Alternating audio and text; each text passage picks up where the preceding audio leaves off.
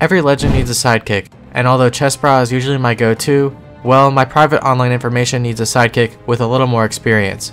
That is why I use Dashlane. Sorry, Chessbra. With Dashlane, I'm able to save all of my passwords to one highly encrypted location, and as many of us know, long and unique passwords are definitely some of the most secure passwords available, although sometimes it's a hassle keeping up with all of them. That is why Dashlane is here, as it can auto-generate and store these passwords for you almost instantly, so you literally will never even have to deal with any aspect of the password process. Also, guess what? This feature is quite literally free. On another note, Dashlane also notifies you when a database leak occurs on any of your saved websites, which will prompt you to update your related passwords immediately if they are at risk of being compromised. This software can also store IDs, passports, and other forms of private documentation to be used across multiple platforms in just a few clicks. Lastly, Dashlane offers a free VPN as well for secure and private browsing. So remember, they are our wonderful sponsors for this episode, and if this product interests you, then you can try them out for free on your first device by going to dashlane.com/Rendi. Also, before we get into the meat of this episode, if you guys are enjoying the series, a subscription to my channel is greatly appreciated.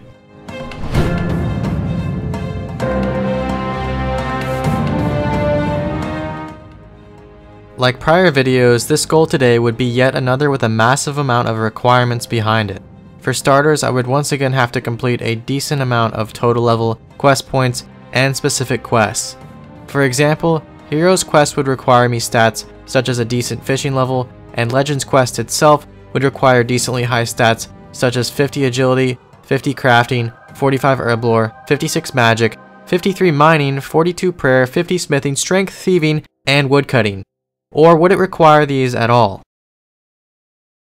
As well, Legends Quest would require 107 quest points, and the worst part about this is, I would have to make sure I did the quests that didn't level my combat besides those directly required. This left me out of the loop for a lot of the easy quest points to gain from quests such as Fight Arena, the Gnome Quest, Vampire Slayer, and even more. Speaking of which, one example of losing out on quest points was once again failing my luck with the Observatory quest, but this time it wasn't Cancer, it was Ares, which of course grants attack XP, and I can't take that. Fucking Ares. One more factor that came into play during all of this questing was that I would have to watch my hit points extremely close. This is because one more hit points level at the end of this mission could level my entire combat level up and ruin the goal. I would only have around 190 hit points experience to spare when taking on all of the NPCs required for these quests and quest points. And when you're doing around 60 quests, well, this isn't a lot of XP to spare. Therefore, in almost every instance I could, I would try my best at using recoils and cannon to avoid all HP XP, and therefore even avoided using poison almost for all NPCs. Lastly, for now though, I would leave some quests alone which granted prayer XP, even though the Legends requirement on the wiki does in fact state that you need 42 prayer for this. I would also hold off on all the combat XP rewarding quests till I went about some testing for the actual Legends quest itself on a separate account.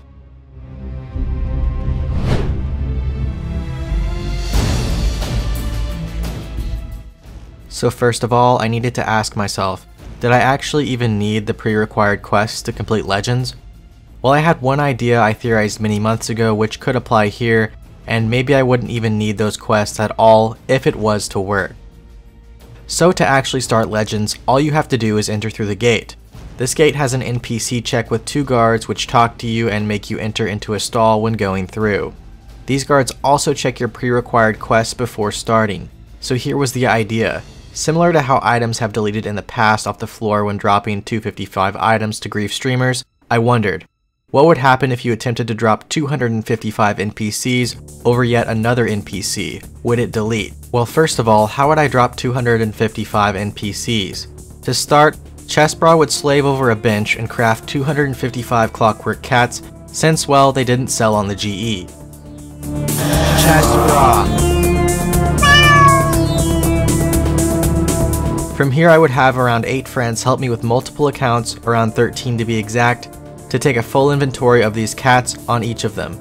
To test this theory, we decided to box in the house agent in Falador with 2 of these accounts, while preparing the other 11 to run adjacent to the 2 accounts while gathering poison from Twaibwane village, then teleporting to Falador and back to the house agent's location. We would log on these accounts to reset their poison timers and finally log back in to all die at the same exact tick. each releasing around 26 clockwork cats and accumulating to about 300 NPCs dropped over the top of the house agent in total.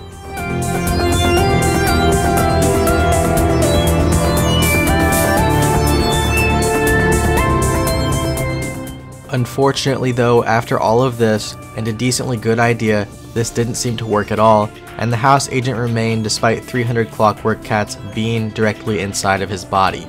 Therefore, I would now have to complete the combat leveling required quests on Legend Child, and do these with as little combat XP as possible to be gained.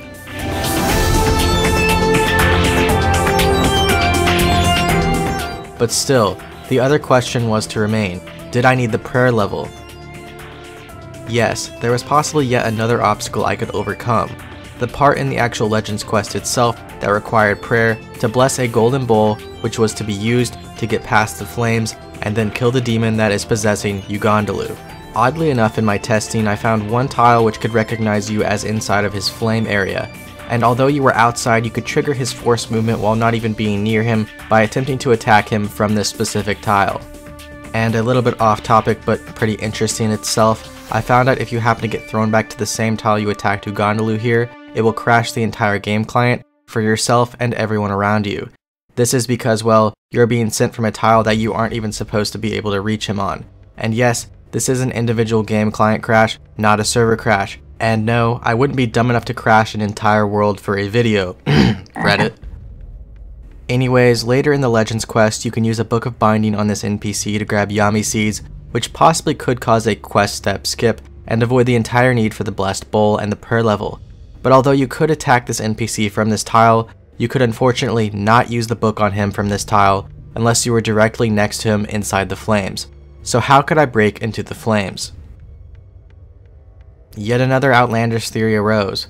Next to many walls just like these flames, you can't normally light fires or plant mithril seeds. There is a reason for this. Basically, if you overlap one object with another, it can delete the object below. This can be done in theory and shown by opening any diagonal door in the entire game at the split second your friend lights a fire. And as you can see, this literally deletes the entire door. So would it be possible to delete the flame wall the same way? Well, as you can see, the fire deletes in one tick as a friend passes through. But unfortunately, this theory was yet another failure, as it seemed there was an invisible wall in front of the fire. And well, you wouldn't be able to directly light a fire over that wall on any side of its positioning within the star-like pattern. Yet another failure.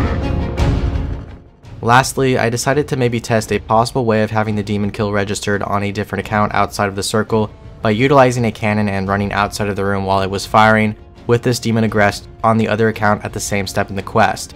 This did not seem to work either, as the demon would actually somehow sit at 0 HP the entire time if I was not inside the actual cave with the account that was cannoning it.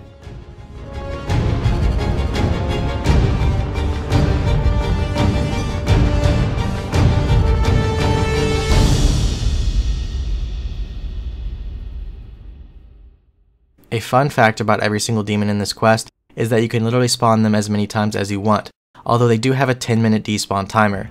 As well, a bit off topic, but there is a room where you can spawn many more NPCs by smashing these odd barrels, and although they do have a despawn timer as well, let's just say it's a little bit longer of one.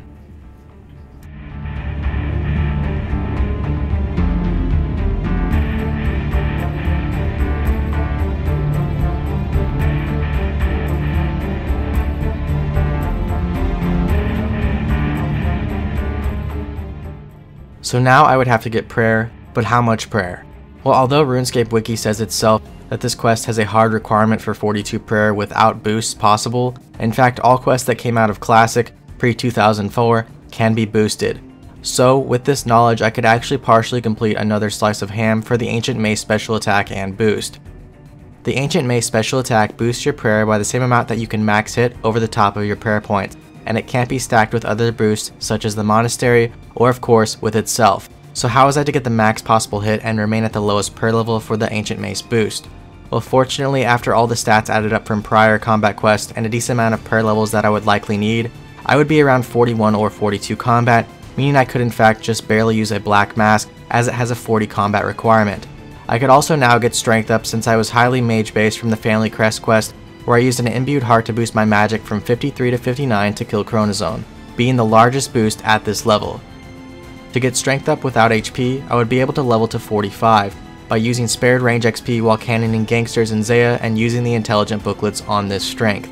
Finally, after this entire process, I could now increase my max hit all the way to 14, and this could be achieved on the combat dummy of someone else's player-owned house. But first, we had even tried Ancient Mace specking to increase the max hit prior, while testing its max in all kinds of places.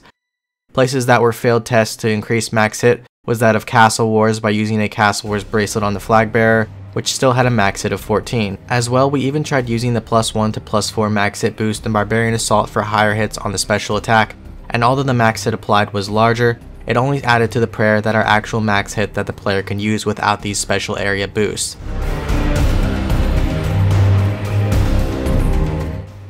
So come to find out, a 14 prayer and 42 combat finish would be an absolute necessity, and therefore I would complete prayer quests including Recruitment Drive, Another Slice of Ham, Priest in Peril, Restless Ghost, and Making History. And from here, I was finally ready at 28 prayer and knew exactly what to do with the actual quest and the account.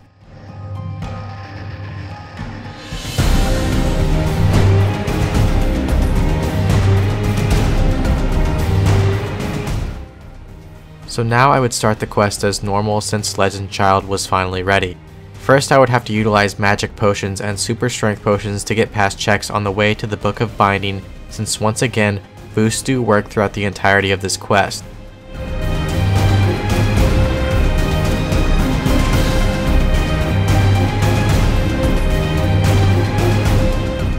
So I grabbed my 42 prayer boost from a player-owned house in World 330 for that 42 prayer points and then blessed the bowl in attempts to take on the first demon. Unfortunately though, I lost the clip here, but for the first demon, I would basically just set my cannon down to avoid hit points experience once again, and then run as far away as possible, which was in fact extremely easy. Next, I would make my way to the second demon fight, where I would cannon skeletons for the heart pieces and attempt to grab the glowing dark dagger.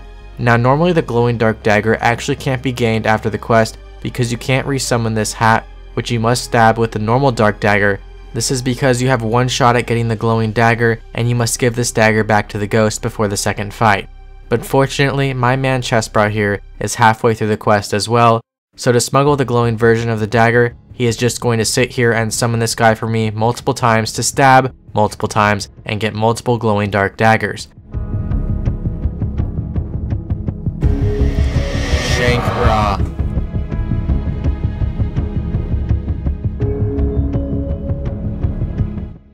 As well, because of this stupid quest and what I have to bring on an account such as this, it literally wipes my entire inventory, and for now Chessbra refuses to help, so instead, Purple Army Commander is here to deliver.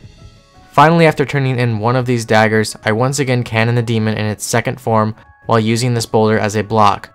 All that is left now is the demon's final form, but that would just be a little bit more tricky. Boss battle. At first, the final boss was just a guess, but I know that there was going to be a lot of random NPCs in the jungle that the cannon would target and therefore grab aggression. So what was the first plan of action? We must once again summon Chessbra.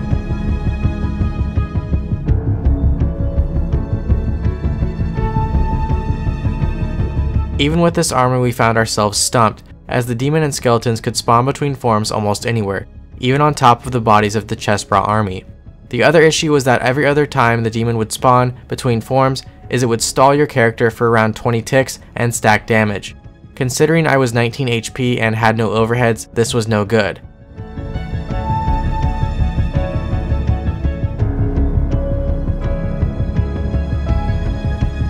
Brutality. To avoid getting stacked out on a bad spawn after learning my lessons several times, I would double interface tap and teleport with the stall to take no damage, then finally running back to the demon and the Chessbra army.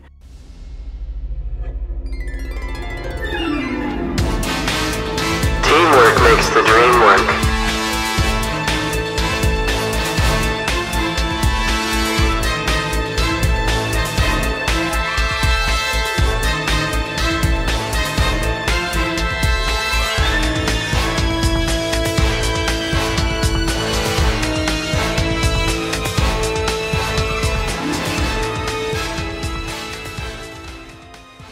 Finally, after several attempts though, we had gotten down the boss to the last of the 3 skeleton forms before the final demon, but we had discovered a better method.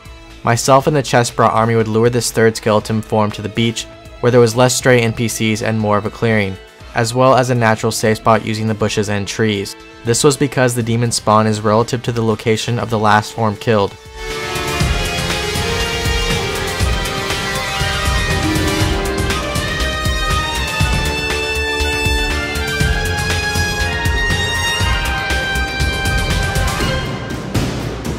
You survive. Fight. Shift.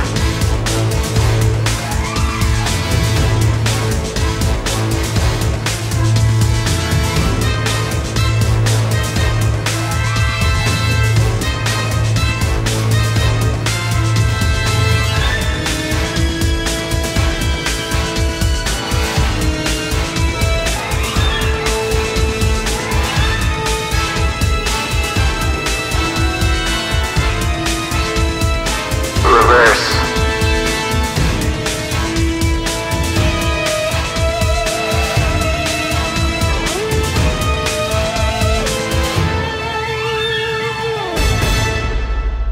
Boss battle success. Now I could finish the quest and return the totem pole to the Legends Guild. Or did I actually even need to finish the quest at all? Well, in fact, you can buy a Legends cape before even completing the quest and entering the guild, and therefore I just can't be asked talking to this last NPC. Can't be fucked.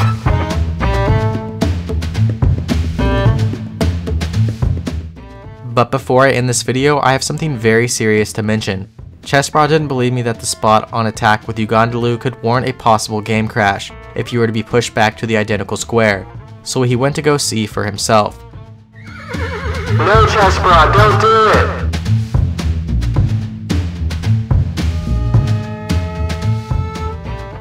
His game crashed, and I haven't heard from him for weeks. I can only assume the worst. We even held a funeral in his honor. I wish that I was dreaming, but I do believe Chestbra is truly gone.